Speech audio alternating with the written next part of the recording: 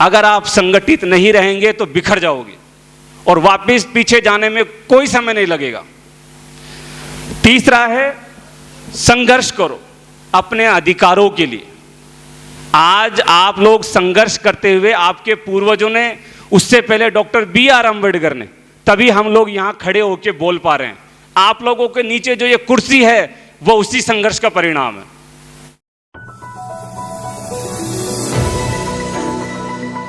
जो कैंडिडेट बैठे हैं उन सभी को बहुत बहुत बधाई, क्योंकि बाबा साहब ने यही सिखाया है कि आगे से लेके पंक्ति के आखिरी हिस्से तक सभी को बराबरी का अधिकार मिलना चाहिए। बहुत बड़ी अचीवमेंट है हमारे देश के लिए कि एक इंसान का बर्थडे संयुक्त राष्ट्र संघ बना रहा है, और वो भी नॉलेज डे के रूप में विश्व पटल पर। इससे बड़ी और क्या पहचान चाहिए हम लोगों को।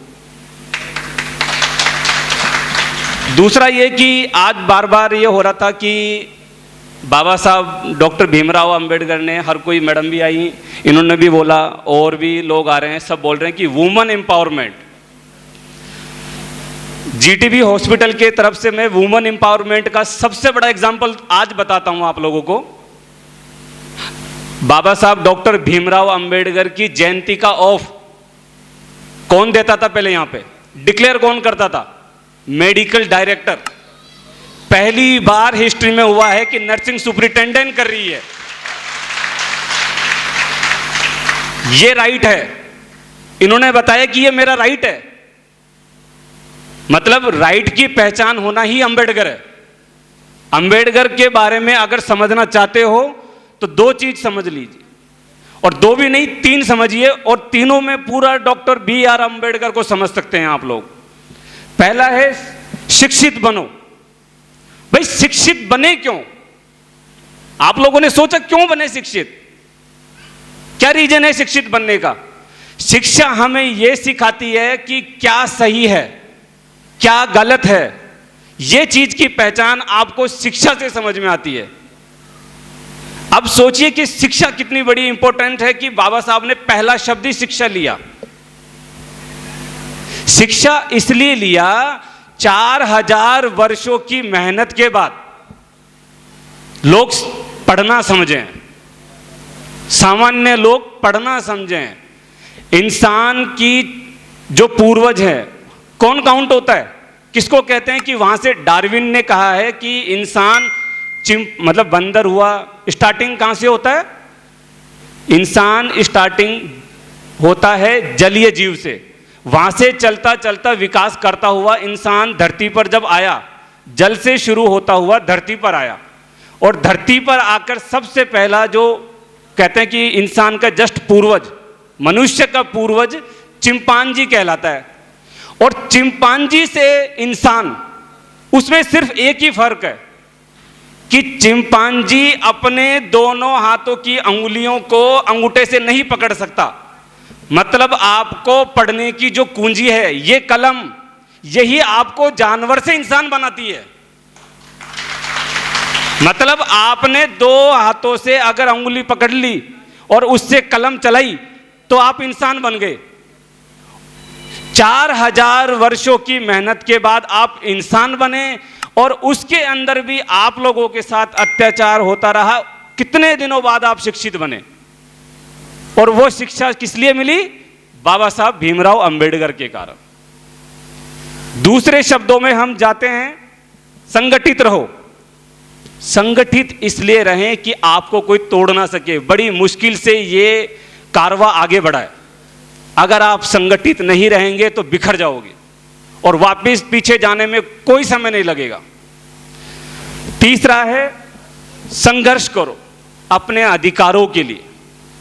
आज आप लोग संघर्ष करते हुए, आपके पूर्वजों ने, उससे पहले डॉक्टर B.R. अम्बेडकर ने, तभी हम लोग यहां खड़े होकर बोल पा रहे हैं। आप लोगों के नीचे जो ये कुर्सी है वो उसी संघर्ष का परिणाम है। इसलिए संघर्ष करो।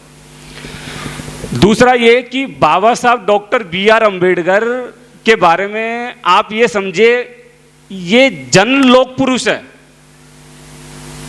जन महापुरुष है। महात्मा गांधी जी का जन्मदिन हो, पंडित जवाहरलाल नेहरू का जन्मदिन हो, देश का पहला प्रधानमंत्री थे, महात्मा गांधी जी को जन्मदिन मनाने के लिए अहिंसा दिवस घोषित करवाया गया। ठीक है, कर दीजिए आप, अच्छा भी लगता है हमारे देश के आदमी को कि कोई विश्व पटल पर कोई पहचान मिल रही है। सवाल यहाँ यह है कि जब डॉक्टर B.R. अम्बेडकर ने यहाँ तक हमें पहुँचाया, डॉक्टर B.R. अम्बेडकर ने हमें यहाँ तक पहुँचाया, हम उसकी छवि को कहाँ तक लेके जाते हैं? Doctor B.R. अम्बेडकर, आज मैं कहना चाह रहा था कि आज जब हम ये बात करते हैं कि B.R. अम्बेडकर जन लोक नेता है, महात्मा गांधी जी सरकारी नेता है, पंडित जवाहरलाल नेहरू सरकारी नेता हैं, इनके जन्मदिन मनाने के लिए सरकार को बोलना पड़ता है कि जयंती है, छुट्टी दीजिए, स्कूल में मनाइए। Doctor B.R. अम्बेडकर एकमात्र दुनिया के ऐसे नेता हैं जिसका गांव में भी जन्मदिन मनाया जाता है बिना सरकार की परमिशन के। इसे बोलते हैं जनन महापुरुष, इसलिए इनकी इंपॉर्टेंस है। सरकार को इतने सालों बाद डिक्लेयर सोचना पड़ा कि B.R. अम्बेडकर के जन्मदिन पर छुट्टी देनी चाहिए, और डिक्लेयर करना पड़ रहा था उनको। तो ये हमारे लिए सोचने की बात, ये चीज है। दूसरा, ये हम लोग यहीं पे, आप लोग क्या हैं कि हम एलिट क्लास हैं, मतलब हम पढ़े लिखे लोग हैं, और हमारी जिम्मेदारी बाबा साहब के डॉक्टर B.R. अम्बेडकर के जन्मदिन पर यूँ आना, फूलमाला चढ़ाना, 2 भाषण बोलना, यहीं तक खत्म नहीं होती है। ये तो गांव में अनपढ़ आदमी भी कर रहा है, ठीक है, ये तो अनपढ़ आदमी भी कर रहा है। हमारी जिम्मेदारी उनसे ज्यादा है। ज्यादा कैसे? ज्यादा है क्योंकि हम यहां तक पहुंच गए। बाबा साहब भीमराव अम्बेडकर की एक फोटो देखते हैं आप लोग, यूं हाथ करके यूं करते हैं, कभी सोचा क्यों बोला गया है? उसके बाद उनका एक वर्ड आता है कि मेरे समाज के लोगों ने ही मुझे धोखा दिया है। यह भी बार बार सुनते हैं आप लोग, पर कभी सोचते नहीं कि आखिर क्यों कहा उन्होंने और क्यों ये इशारा कर रहे हैं। और वो फोटो कहां दिखाई जाती है? संसद भवन के पास। हमेशा जब भी उनकी अंगुली करके ये फोटो आती है, संसद को इंडिकेट कर रहे हैं। आपको रूलिंग क्लास बनना है, आपको मेरिट में नहीं घुसना है।